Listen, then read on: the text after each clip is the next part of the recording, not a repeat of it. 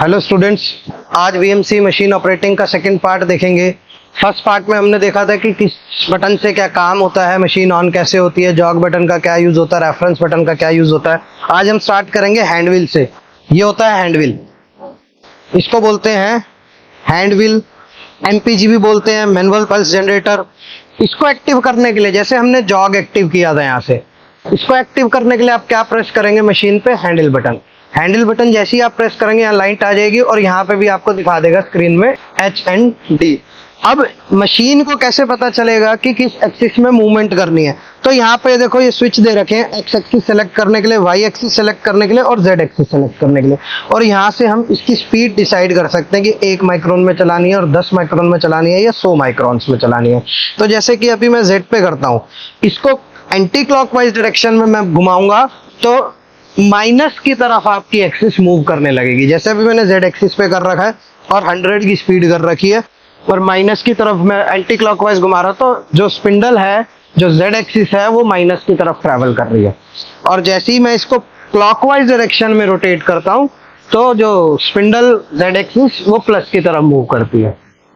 ठीक है, तो अब स्पीड के बारे में समझते हैं कि जैसे मैं 1 माइक्रोन की स्पीड चलाता हूँ, 1 माइक्रोन की स्पीड चलाते ही वो देखो मशीन में मूवमेंट तो हो रही है पर वो हमें विजिबल नहीं होती क्योंकि बहुत हल्की मूवमेंट होती है। 1 माइक्रोन का मतलब होता है कि आपका, जैसे यहाँ स्क्रीन पे समझते हैं, जैसे Z में स्क्रीन पे हमारी मशीन दिखा रही है वो -84.686 पे खड़ी है। अगर मैं यहाँ 1 माइक्रोन की स्पीड करता हूँ तो यहाँ पे 0.001 मतलब 1 माइक्रोन, आपको ऐसे समझ आएगा। मैं इसको रिलेटिव वैल्यू 0 कर देता हूँ। रिलेटिव में गया, यहाँ से रिलेटिव बटन प्रेस करेंगे, Z प्रेस करेंगे, Z ब्लिंक करने लगेगा।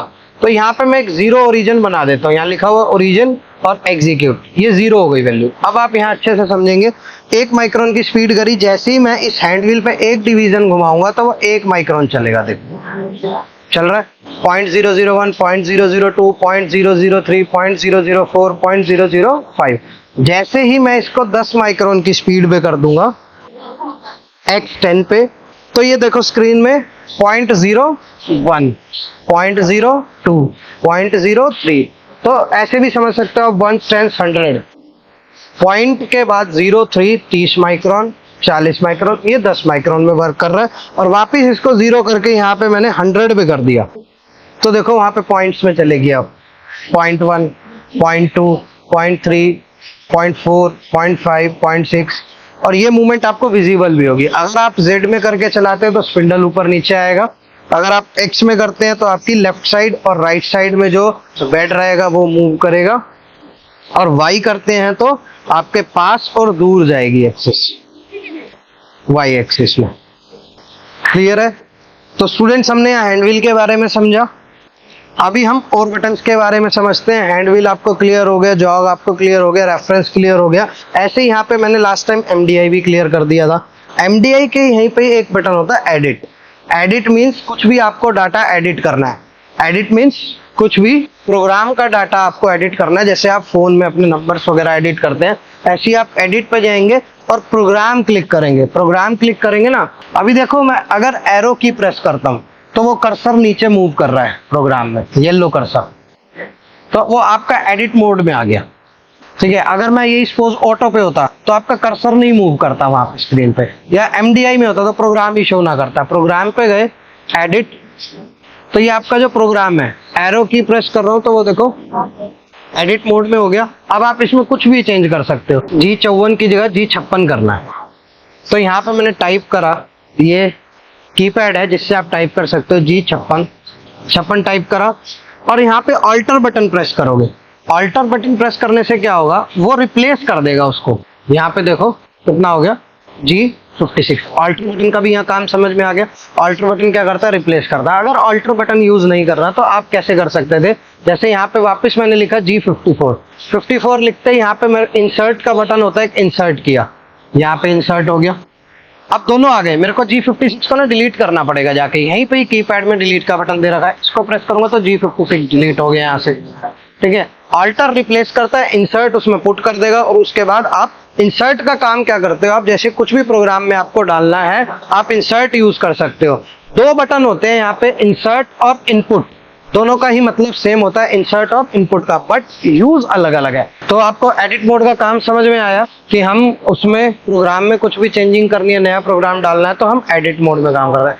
एडिट मोड पे भी एक रिस्ट्रिक्शन होती है ये की। अगर ये की ऑफ है आपकी, इसको बोलते हैं प्रोग्राम प्रोटेक्शन की।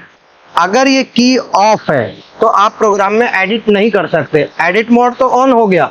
अब देखो, अगर मैं यहाँ जाके फिर से इसको बोलता हूँ कि G56,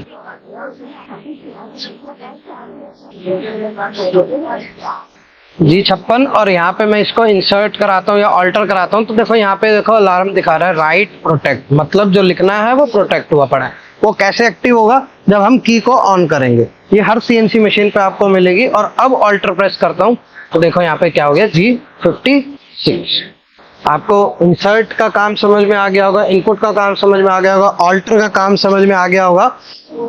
ये कीपैड जो बटन दे रखे हैं, न्यूमेरिक लेटर्स वगैरह, ये आपके प्रोग्राम टाइप करने के लिए है। जैसे मैं एडिट पे गया तो यहाँ पे मैंने एक बार रीसेट कर दिया और जैसे टाइप करा O2023 और जैसे यहाँ से मैंने इंसर्ट किया तो एक नया प्रोग्राम यहाँ पे इंसर्ट हो गया।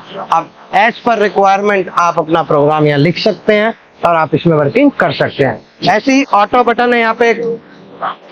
ऑटो बटन का क्या यूज है?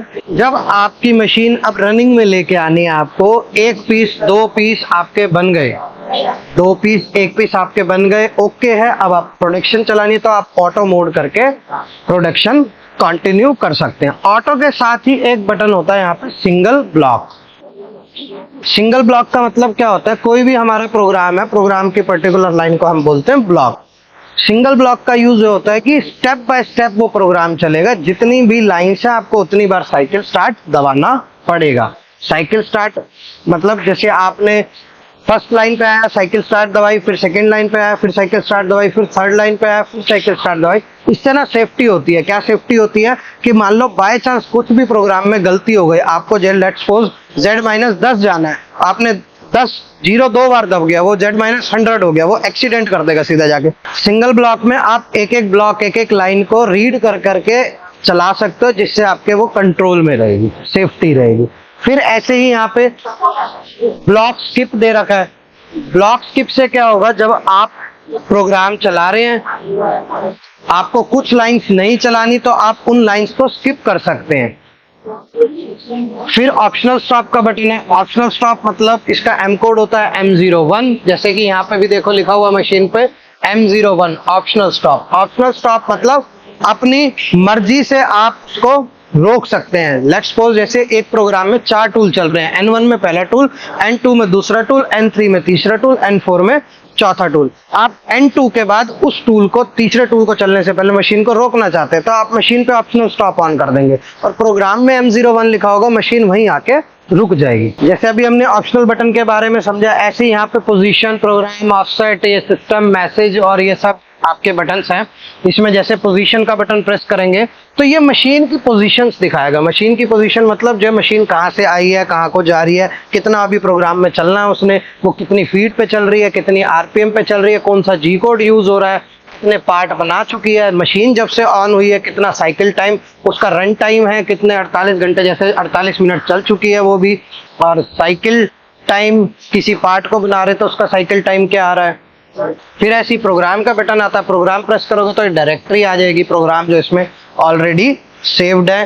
फिर दोबारा प्रोग्राम प्रेस करोगे तो जो प्रोग्राम आपका लास्ट एक्टिव होगा वो आपको यहाँ शो करेगा। अभी यहाँ ब्लैंक प्रोग्राम है, मैंने जो अभी नया इनपुट करा था। ऑफसेट बटन प्रेस करोगे तो ऑफसेट में आ जाओगे। ऑफसेट प्रेस करते ही यहाँ पे टूल हाइट कंपनसेशन के बारे में आप डिफाइन करते हो, मतलब सेपरेटली हर बार Z का ऑफसेट आप डिफाइन करते हैं, जैसे H1, H2, H3, H4। और फिर यहाँ पे ही ऑफसेट के बाद यहाँ वर्क आता है, जिसमें आपके वर्क कोऑर्डिनेट आते हैं। ऐसी ऑफसेट बटन है यहाँ पे।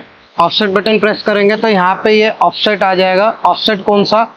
जो ये ज्योमेट्री ऑफसेट है, जिसमें आप H की वैल्यू डिफाइन करते हो, मतलब G43 टूल हाइट कंपनसेशन के लिए वैल्यू डिफाइन करते हो, H1, H2, H3, H4। इसमें हम क्या करते हैं, हर बार Z, हर टूल का, जितने भी टूल आपके VMC मशीन में वर्किंग कर रहे हैं, उन Z टूल का सेपरेट ऑफसेट रिकॉर्ड कराते हो यहाँ पे। सेंटर ड्रिल का अलग, टैप का अलग, एंड मिल का अलग। फिर ऐसे ही यहाँ पे वर्क ऑफसेट है। वर्क ऑफसेट को हम वर्क कोऑर्डिनेट्स भी बोलते हैं। इसमें आप एक्स वाई की वैल्यू रिकॉर्ड कराते हो। इसमें आपको स्लॉट्स दे रखे हैं जी 54 से लेकर 59 तक, 54, 55, 56, 57, 58, 59। आप इसमें एक्स वाई की वैल्यू रिकॉर्ड करके उसका ऑफसेट दे सकते हो। फिर ऐसे ही यहाँ पे ऑफसेट के बाद हेल्प का बटन है। हेल्प प्रेस करोगे तो उसमें अलार्म, डायरेक्टरी वगैरह ये सब आएगा कि आपको किसी अलार्म के बारे में पढ़ना है। सिस्टम पे प्रेस करोगे तो आपके पैरामीटर्स एनेबल होंगे। आप पैरामीटर्स के बारे में जो उसके पैरामीटर्स हैं वो आप देख सकते हैं। और फिर मैसेज पे प्रेस करेंगे तो कोई अलार्म आ रहा होगा मशीन में तो उसकी हिस्ट्री शो करेगा। यहाँ पे आप कस्टम ग्राफ पे क्लिक करेंगे तो आप मेंटेनेंस मॉड्यूल में आ जाएंगे। एक बार और क्लिक करेंगे तो आप ग्राफ मोड में आ जाएंगे। यहाँ पे ग्राफ प्रेस करके तो जो भी आपका प्रोग्राम चल रहा होगा वो यहाँ पे ग्राफ फॉर्म में आपको लाइन टाइप में, वेव टाइप में आपको यहाँ पे शो करेगा। तो स्टूडेंट्स सेकंड पार्ट में इतना ही। अगर आपको और कुछ डाउट्स हैं, कुछ क्वेरीज हैं, अगर आपको कुछ एक्स्ट्रा कुछ पूछना तो आप कमेंट्स में सजेशन दे सकते हैं, उनके बारे में आप बता सकते हैं कमेंट्स में।